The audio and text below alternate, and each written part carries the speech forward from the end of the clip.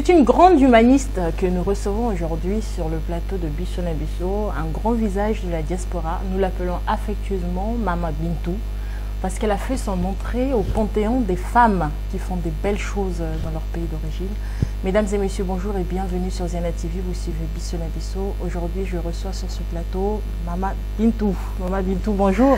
Bonjour. Bienvenue et merci encore d'avoir répondu à notre appel. Merci à vous. Vous connaissez la maison, Oui, c'est pas une première. Oui. C'est vraiment ma maison, merci. Voilà, encore vous faites un retour pour nous dire ce que vous avez fait depuis qu'on vous a, on va dire, perdu de vue. On vous a retrouvé, heureusement. C'est toujours ça. Voilà, donc c'est un plaisir aujourd'hui parce qu'on va parler de votre association essentiellement, Merci. AFAS 2013. Vous allez nous dire exactement ce que vous faites.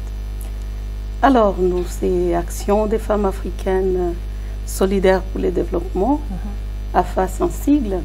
Nous sommes basés à Nanterre, dans les Hauts-de-Seine, à Nanterreville, hein, dans la rue des Ilina. Nous travaillons pour le développement durable. C'est vraiment avec plaisir parce qu'il a fallu penser accompagnement des femmes vers la création des entreprises. On a l'axe qui développe la lutte contre le gaspillage alimentaire et la malnutrition des enfants qui se concrétise avec des projets concrets ici en France, on en parlera. Il y a donc cette recherche d'unité, de travail en équipe que nous avons impulsé depuis 2001 parce que nous croyons que l'unité reste toujours une force.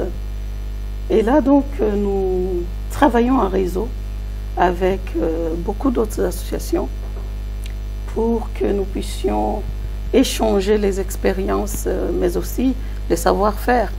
Et on ne s'arrête pas seulement à échanger, on transfère aussi le savoir vers la jeune génération qui arrive pour ne pas perdre beaucoup de temps. Tout à fait. Parce que nous, on a perdu beaucoup de temps dans 16 ans d'existence, on est encore là à ramer et tout ça.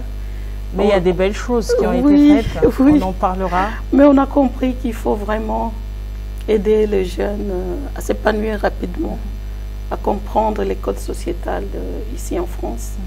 Et on a mis donc en place ces deux clubs de réflexion tous le 4e samedi du mois. Le premier à la Villette qui s'intitule le club Entreprendre au féminin, qui est maintenant un club connu par tous, qui a 4 ans d'existence à la porte de la Villette, à la Cité des Sciences et de l'Industrie. Et il a été accompagné par un deuxième club en 2012 toujours, qui traite, lui, de la question de la citoyenneté, l'accès aux droits et l'accompagnement des jeunes mamans à la parentalité. Parce qu'il fallait rester maman bientôt faite, qui accompagne les jeunes dans la vie courante. Mais comment on arrive à créer AFAS? Comment vient cette idée de créer AFAS? Ah oui, la création d'AFAS, c'était quand même la période du drame, hein, de la guerre d'invasion de la région du Kivu.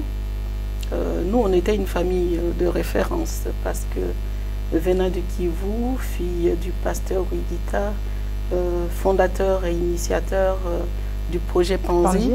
Donc, vraiment, les gens pensaient que j'avais les nouvelles de leur famille restées là-bas. Donc, les gens m'appelaient pour savoir si j'ai des nouvelles de leurs qui étaient en fuite vers Kisangani. C'était des moments difficiles. Puis vient la période des viols des femmes en 2001. Là, on s'est dit non, non, non, non, non, non, non. On ne peut pas laisser les autres parler des viols des femmes que nous-mêmes. Donc, nous nous sommes levés comme femmes du Kivu à l'époque et on s'est dit il faut qu'on assiste nos semblables rester à Bukavu. Donc, on a commencé par l'assistance dans des moments de deuil ou des moments de joie, les retrouvailles des familles réfugiées. On faisait l'accueil des réfugiés qui venaient du Kivu. À Médon, la forêt, on les accueillait, on leur offrait les premiers repas. On donnait des informations sur les droits d'asile, l'accompagnement à la préfecture, premier carte de séjour, sans papier, des choses comme ça. Et quand cette période est terminée, on s'est dit, bon, on a agi en urgence, on peut s'arrêter là. Et là, les mamans, ils ont dit, non, non, non, non, non, non. Je crois qu'on peut encore faire plus par rapport à notre région. On peut carrément se mettre dans des programmes de développement. Et voilà, donc on a déclaré AFAS en 2001 avec son statut vraiment de travail dans le développement durable. Donc ça fait 16 ans. 16 ans déjà, les jours passent vite. Les jours passent vite et je pense que c'est une belle aventure parce qu'aujourd'hui vous avez réussi à créer un réseau d'accompagnement. Vous avez d'autres associations aujourd'hui qui se sont greffées à vous parce que c'est vrai qu'être seul c'est toujours plus difficile. Aujourd'hui on a vu pas mal comme des associations à Louange Solidarité ou SPFAC qui est passé tout à l'heure, voilà, qui font partie de ce réseau aujourd'hui. De se dire que il y a une prise en charge aussi réfléchie derrière. Il y a une prise en charge pour ne pas faire les bêtises que nous on faisait avant. Parce qu'à l'époque, les gens ne croyaient pas à l'unité. Les gens voulaient marcher à l'unisson, chacun pour soi et Dieu pour tous. Mais en tout cas, moi je l'ai dit chaque fois dans le club, j'ai dit on a perdu beaucoup de temps. On a perdu beaucoup de temps parce qu'on n'a pas pu même pas profiter des compétences des jeunes. Alors que l'expérience que j'ai acquise l'année dernière, rien qu'en communication, j'ai pu embaucher une jeune stagiaire pour son emploi d'aide aidée. Et j'ai vu comment elle a travaillé la communication d'AFAS, chose que je ne pourrais pas faire si j'étais restée toute seule. Donc il y a toujours ces échanges de compétences techniques qu'il faut qu'on reconnaisse que chaque association a un objectif précis. Et nous, donc, aujourd'hui, au jour d'aujourd'hui, on développe un partenariat sur la compétence. Et ça a fait avancer beaucoup de choses rapidement parce que ce que je ne sais pas faire, Aspefec peut le faire, Let's Go peut le faire, les Oubliés du Congo peut le faire, les grandes associations comme Rezana, beaucoup d'associations. Et il y a combien d'associations en fait aujourd'hui dans ce réseau? Aujourd'hui, on a une quarantaine d'associations, mais qui basculent vers des assos entreprises, des assos emploi. Et là encore, c'est le travail du club entrepreneur féminin, parce que il faut savoir corriger nos fautes, nos erreurs du passé au fur et à mesure qu'on avance. Et puis vous savez très bien, les subventions aux associations, ce qui amenait un engouement aux associations n'existe presque plus. Donc il a fallu encore innover, donner des nouvelles bases pour pouvoir subventionner nous-mêmes nos actions.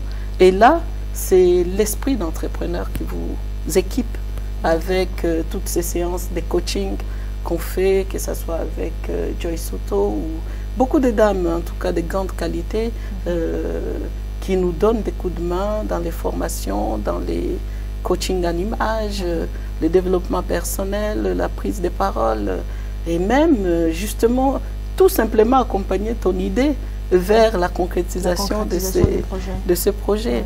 C'est des aventures très belles aventures. Ah ouais. Très, très Et bien. concrètement, aujourd'hui, qu'est-ce que vous faites en matière de prise en charge de réinsertion sociale pour les jeunes et les femmes aujourd'hui? On avait créé un partenariat une dizaine d'années avec une association phare qui me vient en tête. Toutes ces associations sont vraiment phares, mais il y en a qui ont un lien direct avec AFAS, qui travaillent presque chaque jour avec AFAS, comme l'association Caribou, avec lesquels on a travaillé sur les logements dans les Hauts-de-Seine à Médon. Et là, on accueillait les jeunes mamans qui n'avaient pas de logement. On n'avait que 5 chambres, mais on a vu la lueur d'espoir dans ces mamans-là qui, en des moments désespérants, arrivent sans toit. Et quand on leur donne la petite clé, on dit voilà ta chambre, ces sourires-là, ah non, ça change des vies. Et aujourd'hui, on a une difficulté parce que les propriétaires veulent reconstruire le site et ils nous demandent de partir. Mais on s'est dit, c'est comme une vie qui s'arrête, je l'ai dit déjà dans une vidéo, mais c'est aussi pour nous équiper pour voir encore plus grand. Donc à chaque fois qu'on s'arrête vers une difficulté, on cherche comment les surmonter, mais comment aussi on peut réintroduire les mêmes projets, mais d'une manière globale, et que ce soit cette fois-ci d'intérêt général. Et avec la même association, on a développé la création d'une fondation parce que quand les subventions se faisaient rares, on a eu l'idée de se faire sous égide de la Fondation nationale pour l'enfance, ici en France. Et on a créé la Fondation Karibu Kwetu, en Swahili, qui signifie « bienvenue chez nous ». Et avec cette fondation, donc, on a introduit la prise en charge des enfants des rues dans la capitale de Kinshasa. Et là, on les réinsère dans leur milieu de vie. C'est-à-dire on trouve les mamans qui deviennent comme des mères nourricières, comme les propres mamans, mais qui acceptent d'adopter, même pas l'adoption, mais c'est vraiment accepter de faire grandir un enfant parce que tu as une aide financière derrière qui te permet aujourd'hui de l'amener vers une scolarité digne, des choses comme ça. Et cette méthode, il fallait la trouver. Juste un petit microcrédit pour que la femme qui accueille nos enfants puisse commencer un petit commerce. Et ça rentre toujours dans l'esprit de l'entrepreneuriat qu'on initie, même au niveau du pays. Et ça marche. C'est des projets vraiment qui n'ont pas besoin de beaucoup d'argent, parce qu'avec 40 €, une maman peut déjà avoir un sac de manioc ou de la farine de maïs, et elle les vend, mais au moins elle sera plus dépendante à demander dans la rue. Et en plus, elle nous aide, nous, à prendre en charge un enfant, parce qu'on ne voulait pas ouvrir des centres sociaux, là, des orphelinats. Non, nous, on voulait vraiment les recueillir dans un milieu de vie et que l'enfant ne perd pas la relation mère et enfant. Et ça, il fallait le trouver, on l'a trouvé, on l'a fait. Et avec la fondation, aujourd'hui, nous-mêmes, on subventionne maintenant leur microcrédit et l'agriculture maraîchère pour qu'elles trouvent des légumes facilement. Et s'ils en ont plus, elles peuvent aussi les vendre. Et entre-temps, ça accroît leur capital pour pouvoir toujours faire un projet personnel des femmes. Et voilà comment on... Il y a combien de femmes aujourd'hui dans ce réseau qui acceptent de prendre des enfants, de les faire grandir avec amour? Aujourd'hui, on a 50 enfants sur Kinshasa, mais l'association, depuis sa création, en a inséré plus de 500. Plus de 500 enfants. Vous avez des nouvelles de ceux qui ont grandi? Ah oui, tous les jours, tous les jours. Ah oui, ouais, vraiment bon parcours. On a 4% de rechutes. Donc, tout se passe merveilleusement bien parce qu'on reste humain, on reste famille, on reste à l'écoute des enfants comme si c'était les nôtres. Et les 4%? Les 4%, c'est soit l'éloignement par rapport au site ou les déménagements, ou les réfugiés qui sont rentrés soit à l'Est, soit qui étaient là et qui sont répartis et qu'on a perdu de vue. Voilà. Ouais. Et en France, vous avez réussi à fédérer la diaspora? Parce que vous on mettez essaye. En place on essaye. Au Conseil des Congolais de France. Oui, on essaye. Parce que vraiment, ces fardeaux de l'unité, je crois que c'est le secret même de la réussite. Le Haut Conseil est ici aussi de ce que la FAS n'a pas pu faire.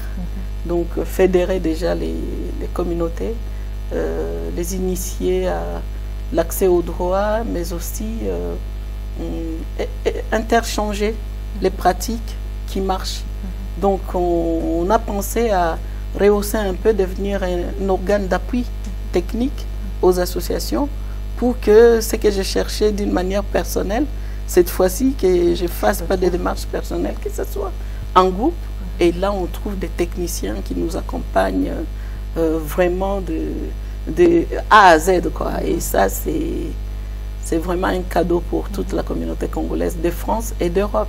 Et même pour ceux qui sont dans notre pays. D'ailleurs, je me réjouis parce que notre président du conseil exécutif, au moment où je vous parle, il est à Kinshasa, en train de redynamiser l'équipe du Haut Conseil à Kinshasa même, et de voir comment on peut impulser une jeune génération par rapport à la bonne gouvernance, par rapport à la notion de paix, par rapport à comment former les ambassadeurs pour l'environnement, le climat, et tous ces projets du futur qui viennent se greffer à côté de la communication digitale, qui est peut-être les nôtres ne croient pas encore à ces miracles, qui fait des joyaux ici en Europe.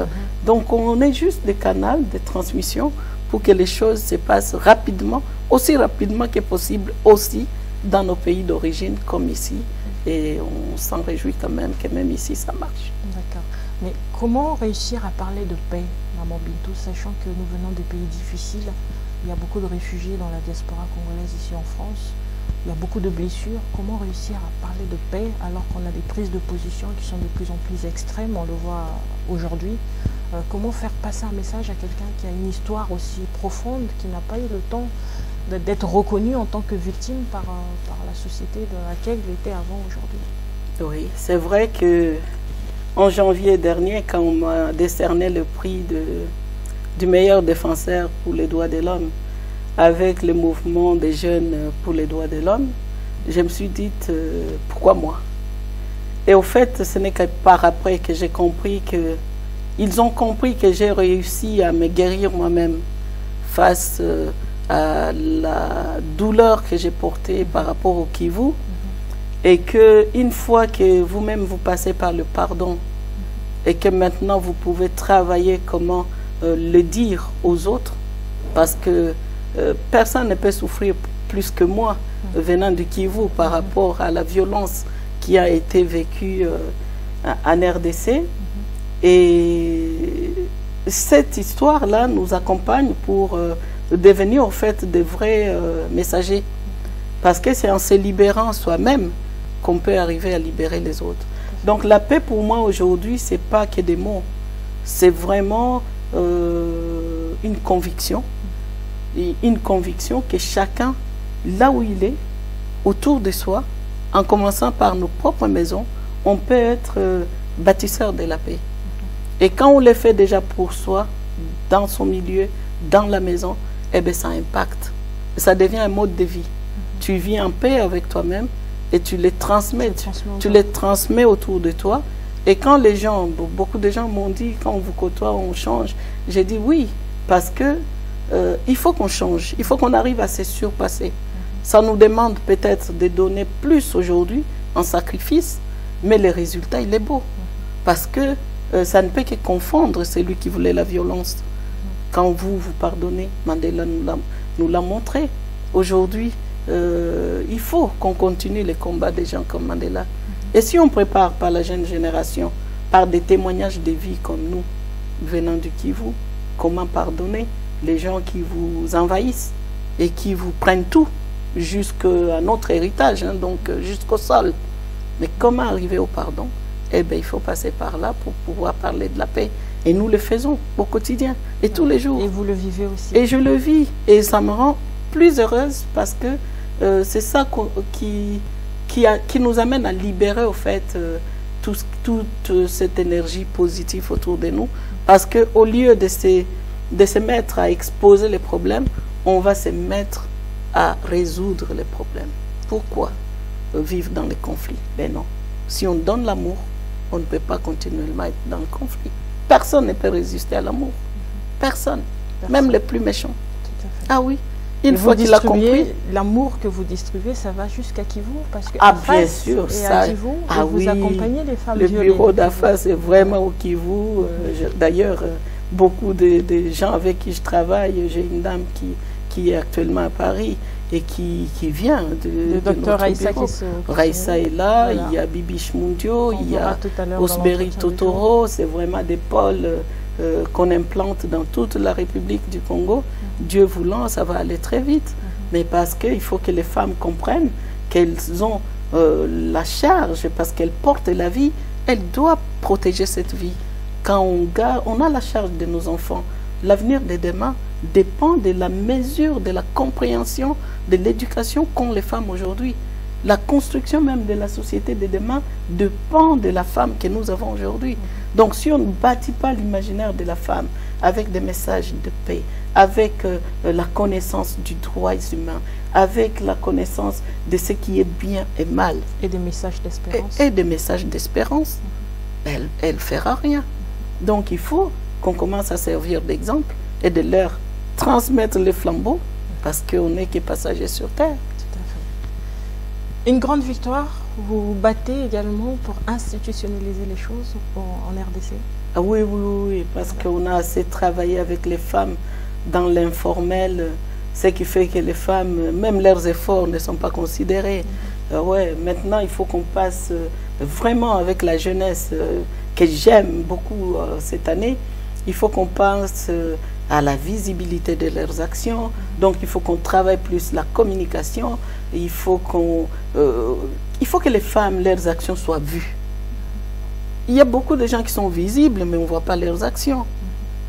C'est comme mon père, quand il avait commencé Panzi, on ne voyait pas Panzi. Et aujourd'hui, on voit le fruit de ce que ça oui, donne. on voit le fruit. Mais il faut que les gens arrivent là-bas pour que vraiment les gens palpent la vision de ce qu'on voulait faire, de cette colline de Panzi qui aujourd'hui devient une colline de la science, avec plus de 5 facultés.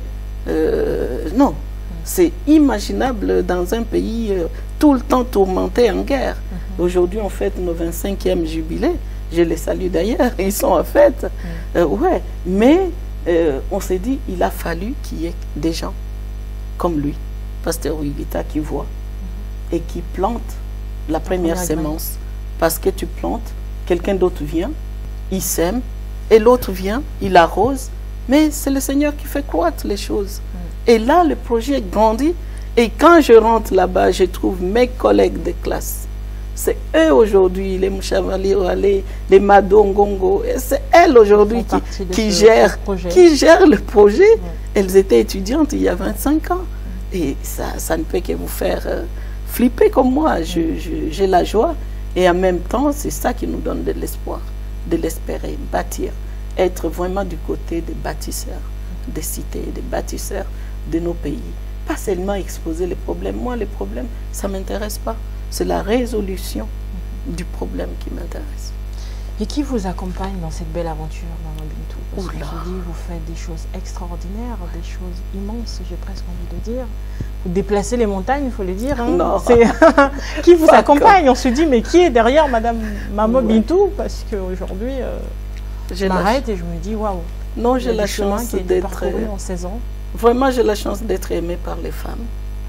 Beaucoup de femmes me soutiennent, beaucoup de femmes. C'est pour cela que je dois beaucoup aux femmes. La première personne qui m'a aidé ici en France m'a aidé à avoir un toit. C'est une femme américaine, Lynn, bisous. Un autre m'a aidé à avoir un emploi, une femme. Donc pour moi, les femmes sont vraiment concrètes. Elles ne donnent pas des promesses, elles agissent concrètement et c'est de l'aujourd'hui. Aujourd'hui, en aidant une femme, c'est comme si je rends la monnaie de ce qu'on m'avait donné. Même quand j'ai eu l'opportunité d'embaucher une première salariée l'année dernière, ben, j'étais contente que ce soit une femme indienne. Une jeune femme de moins de 26 ans, mais qui venait de l'Inde. J'ai dit, mais mon Dieu, finalement, on redonne que ce qu'on a réussi.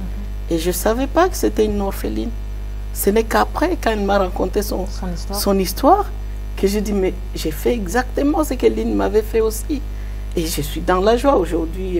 Elle a fait un passage chez nous pour une année, mais aujourd'hui c'est un grand cadre parce qu'elle a fini son master en sciences interculturelles et gestion de conflits.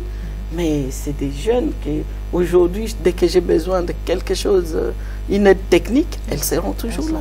Amélie Ripoche, que je remercie énormément pour tout ce qui est gestion de site, communication en face.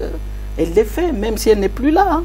Elle continue à alimenter le secrétariat d'affaires parce qu'elle a aimé son poste de coordination en développement local d'affaires. Maintenant, on se projette vers des grands projets comme la reconstruction de nos villes et de nos villages par l'éco-village. Et là, c'est des grands hommes maintenant qui arrivent. Quelqu'un comme Jean-Baptiste Boutoko, qui est concepteur de ce projet éco-village, et qui vient et qui dit, je te l'habille. En tant que femme, tu peux le faire mieux. Vas-y, on y va, on va construire autrement notre pays. Et c'est des gens comme ça, des gens inoubliables. Je ne citerai pas tout le monde parce que vraiment, j'ai été bien accompagnée. Déjà, ça commence par la famille. Ma famille m'accompagne beaucoup. Mon père, ma mère, mes frères, mon grand frère Espoir et tous les amis. Hein. Aujourd'hui, c'est des jeunes, comme celle que vous voyez. Des jeunes, je n'ai pas besoin de mettre quelque chose sur Facebook. Elles les relaient tout de suite. Parce que elles sont là. Elles sont là, elles sont là, elles sont là, elles relaient, elles t'encouragent jusqu'à très tard et ça donne chaud au cœur. C'est ça. Donc moi, je suis accompagnée par beaucoup de personnes que je remercie vraiment. C'est mes anges, je les appelle de toute façon. C'est mes anges. Au bout de 16 ans, quel est le secret d'une Afrique forte? Ah, une Afrique forte, c'est dans l'abandon de l'assistanat. Je vous assure, moi j'ai eu des amis d'autres cultures, même après 10 ans de connaissances. Ce qui m'a frappé en eux, c'est qu'ils n'acceptaient même pas que je les achète un café. Alors qu'on est des amis, on a étudié ensemble. Jamais, jamais, jamais accepté quelqu'un m'achète un café. J'ai dit, mais pourquoi nous, on aime tendre la main? Et pourquoi? Et ça passe par un style de vie, au fait. Moi, je compare des vies. Et du coup, j'ai épousé dans mon imaginaire l'autonomie financière. Je l'ai vraiment ancré. Qu'il pleuve ou qu'il neige, je préfère vivre de peu, mais de peu que je possède, qui viennent de moi, que de tendre la main. D'ailleurs, notre devise le dit très bien. Hein. Si tu penses que tu viens m'aider, tu perds ton temps. Mais si tu penses que ta libération est liée à la mienne, alors là, travaillons ensemble. À chaque fois que la personne découvre que vous pouvez lui apporter plus qu'elle vous apporte, là, la vraie relation de partenariat peut s'installer. Et j'adore. Et travailler en synergie parce que personne n'a tous les dons. Non.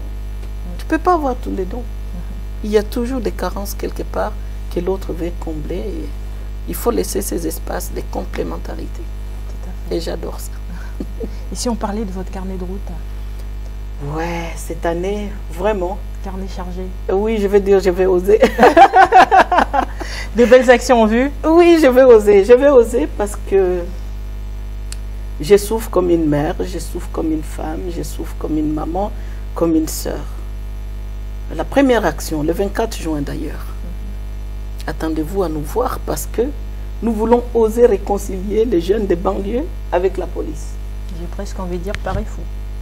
Ah ouais, mais il faut le faire. On ne va pas laisser la gangrène des gens qui ne se supportent plus. Non, on va y aller comme une mère, parler à nos enfants et on va leur dire la paix. Il n'y a pas plus beau moment que réconcilier les deux là et de voir cette fois-ci qu'on va respirer dans nos banlieues. Ce n'est pas que les choses n'attendaient que cette action. Non, nous en sommes vraiment conscients. Je sais que beaucoup de gens l'ont fait avant nous. D'ailleurs, je remercie le pasteur Pierre qui porte ce projet. Quand moi, je n'ai pas le temps, lui, il marche. Chapeau à Papa Pierre. Parce qu'on s'est dit, si on ne fait rien, c'est quand même nos enfants. Moi, en tant que mère, je me dis, quand on parle des jeunes de banlieue, on parle de qui? Mais on parle de mon fils. Mais est-ce que mon fils, c'est un jeune de banlieue? Mais non. Elle a collé une étiquette. J'ai dit non, non, non, non, non. C'est nos chouchous à nous, c'est nos bébés, c'est nos anges, c'est nos chéris. Donc, je ne peux pas laisser cette sphère de paralysie générale où personne ne fait rien, où tout le monde commence à être un loup pour l'autre, et où je vois les autres qui ont des buts malsains occuper des espaces pour commencer à tirer des ficelles sur l'immigration, soi-disant qu'elle est porteuse que du malheur de la France. Je ne peux pas me taire. Peut-être c'est pour cela aussi que les gens aiment les gens qui parlent. Moi, je ne peux pas me taire. Donc, je veux faire en sorte qu'on en parle publiquement. Et on travaille avec toute la police de Bondy, de Bobigny, le préfet de police, pour que ces projets aboutissent. Et ils sont en accord avec nous. Même la préfète nous a dit, moi aussi, je suis une mère. Je ne veux pas me dissocier de ce projet parce que quand je vois ça, c'est aussi mes enfants qui souffrent. Donc, on va y aller. C'est comme un acte de foi. Symboliquement, on va faire une marche pour la paix. On va planter un arbre pour la paix. Et on va décerner des diplômes à tous les courageux, des enfants qui ont bravé du courage pour faire quelque chose dans la cité. On va les appeler, on va passer un moment de reconnaissance, et aux policiers aussi, qui ont été courageux. De part et d'autre. Même dans la faute, même dans la bêtise, il y a toujours quelqu'un qui fait que la situation ne s'aggrave pas. Et on l'a vu. Il y a des gens qui atténuent la situation. Ces gens-là, on va les reconnaître avec les autres et on va passer un moment convivial à la fin dans une mairie qui va essayer de nous accueillir avec les préfets, avec tout le monde, et on va faire cette marche pour la paix. Mais à condition qu'il y ait des projets d'accompagnement derrière pour la jeunesse. Et c'est là où je vais voir si les autorités de France ont une volonté pour l'insertion de nos jeunes. On va projeter des cafés citoyens, des projets qu'on a toujours envie de faire, d'insertion des jeunes, de les accompagner vers la création d'entreprises, mais qui soient prises pas des faciès, mais vraiment dans leurs compétences. Ça, on peut le faire parce qu'on a su le faire pour les femmes, on peut le faire aussi pour nos enfants. Qu'ils nous fassent un tout petit peu confiance de plus, et on va prouver ce qu'on peut faire avec nos enfants nés ici. Le 30 juin, pareil, on a une situation chaotique en RDC, où même la fête de l'indépendance, plus personne n'arrive à l'organiser. J'ai dit, mais ça ne va pas. On a été libérés, il n'y a plus, depuis 1960, on est là, dans la paix, dans la joie. Si on n'arrive plus à organiser notre journée d'indépendance, comment on va parler encore de la République démocratique en tant qu'État? J'ai dit non. Cette année, on va oser, on va les préparer. Heureusement, il y a des gens comme Jean-Claude Mosengo qui a compris et qui a dit, maman, on va aller au-devant, on va la faire sur Paris. Avec ou sans subvention, on va le faire. Donc, on prépare ces moments-là où on va montrer déjà le savoir-faire de la nouvelle génération. Pour qu'on les fasse confiance, il faut qu'on découvre ce qu'ils savent faire. On va passer dans un forum de découverte des talents de la diversité interculturelle ici en France. Et puis, on passe des moments des échanges et des synergies. Et après, on fera des projets. Mais au moins qu'on fête la fête de l'indépendance ensemble. Et là, j'ai envie de dire que c'est presque comme une sortie officielle aussi en même temps du Haut Conseil des Congolais, des Français et d'Europe. Parce qu'il faut initier toujours à l'unité. Une communauté qui tend à être divisée, il faut toujours les rappeler qu'à être unis. Voilà un peu le programme phare que nous portons pour le mois de juin. Et je vous remercie. Merci à vous, Maman Bintou. Pour terminer, j'ai presque envie de dire, et si on faisait le bilan de la face, 16 ans 16 ans, ça fait beaucoup de pages. Ouais, ça fait beaucoup de pages, mais avec la même détermination. Oui, ce qui est fait, mais ce qui reste à faire, c'est encore beaucoup, beaucoup, beaucoup. Et là, je crois qu'il faut vraiment qu'on impulse beaucoup de femmes dans les sphères de prise de décision. On va s'y mettre, on va les accompagner et on va faire en sorte que leur talent soit reconnu. Et pourquoi pas, ils peuvent aussi porter les flambeaux pour la paix. C'est pas interdit pour les femmes. Non, c'est pas interdit. Voilà, donc c'est vraiment un rêve pour moi. Et si elles peuvent passer à une autre visibilité, quitter l'informel vers ce qui est formel, institutionnaliser, intégrer les instances publiques, comme Macron vient de le faire d'ailleurs. Se mettre en marche. Ah oui, mettre vraiment l'Afrique en marche, c'est un rêve qu'on va porter avec l'intégration de la société civile, mais aussi l'impulsion de la diaspora pour qu'elle arrive à donner ce qu'elle a appris ici en Europe et partout ailleurs, et que ce soit utile pour nos pays d'origine. Merci Maman Bintou. Merci beaucoup. D'être venue. Merci. C'est toujours un plaisir de vous recevoir, de vous écouter. Vraiment, merci à vous. Et on reste en contact, comme on dit. Oui. Voilà, on va vous suivre sur les grands événements qui vont arriver. Merci beaucoup. Pour ceux qui veulent notre site, c'est donc www.afas2013.org. Voilà, je vous remercie beaucoup. Merci à vous. Merci Ziana TV. Merci à vous de nous avoir suivis. C'était Maman Bintou. Donc le mot de la fin, c'était devenir des artisans de paix. Merci à Sir Makosso qui est derrière la caméra. À très bientôt. Au revoir.